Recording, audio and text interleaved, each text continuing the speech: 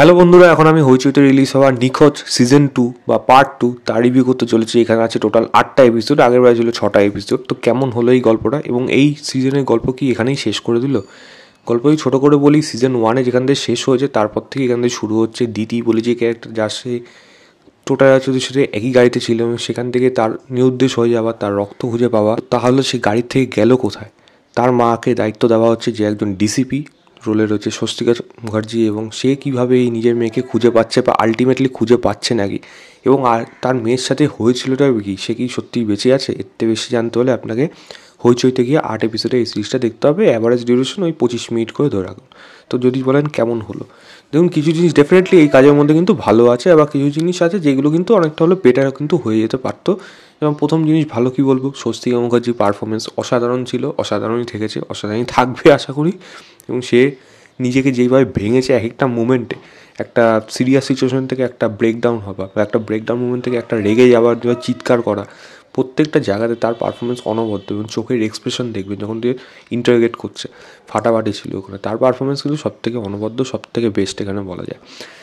Total যদি কথা বলি, টোটাল যদি জায়গাগুলো পেয়েছে, ইমোশনাল জায়গাগুলোতে আমি বলবো বেশ ভালোই সে কাজ করে গেছে, এটা কিন্তু ভালো। তার ওয়াইফের চরিত্রে কনিনিকা ছোট্ট রোল হোক, বাকি যারা রয়েছে ওখানে সাপোর্টিং কাস্টে, সবারই পারফরমেন্স কিন্তু এখানে ঠিকঠাক থেকে ভালোর মধ্যেই রয়েছে। এখানে কিন্তু খারাপ কিন্তু বলা যাবে না, কারণ পারফরমেন্সই খারাপ হয়েছে। লোকনাথদার পারফরমেন্সও আপনার মজা দেবে, যেইটুকু জায়গা রয়েছে সেগুলো কিন্তু বেশ ভালো লাগবে।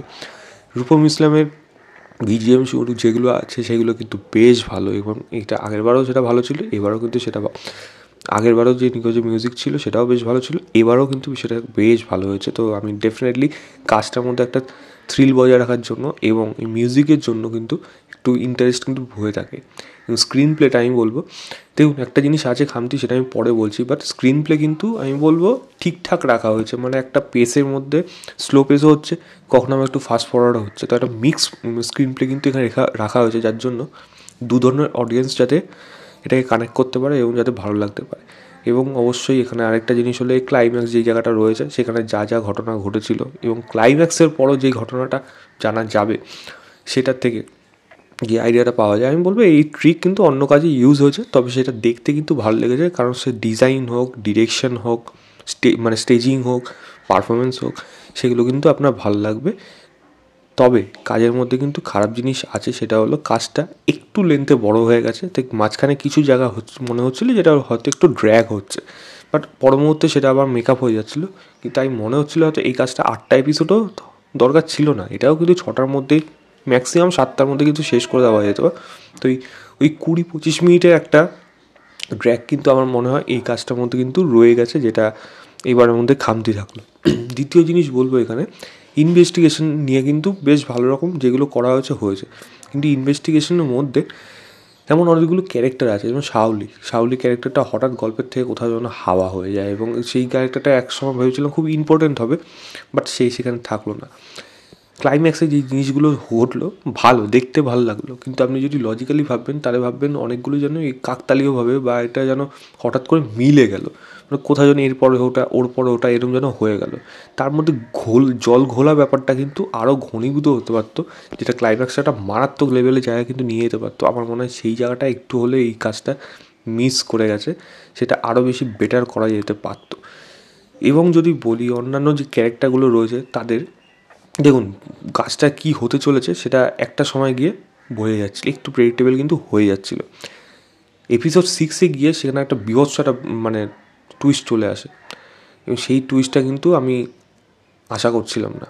এপিসোড 6, এপিসোড 7, আমি চাচ্ছিলাম ওটা এপিসোড 8-এ আসুক, এবং যেই জায়গাটা এসছে আমার মনে হয় সেটা একটু পিছাতে পারতো। এতটা আগে জানিয়ে তারপরে সেই জায়গাটাকে টেনে অনেকটা লং করা, সেটা এই সিরিজটার জন্য একটা খারাপ দিক হিসেবে উঠে আসে।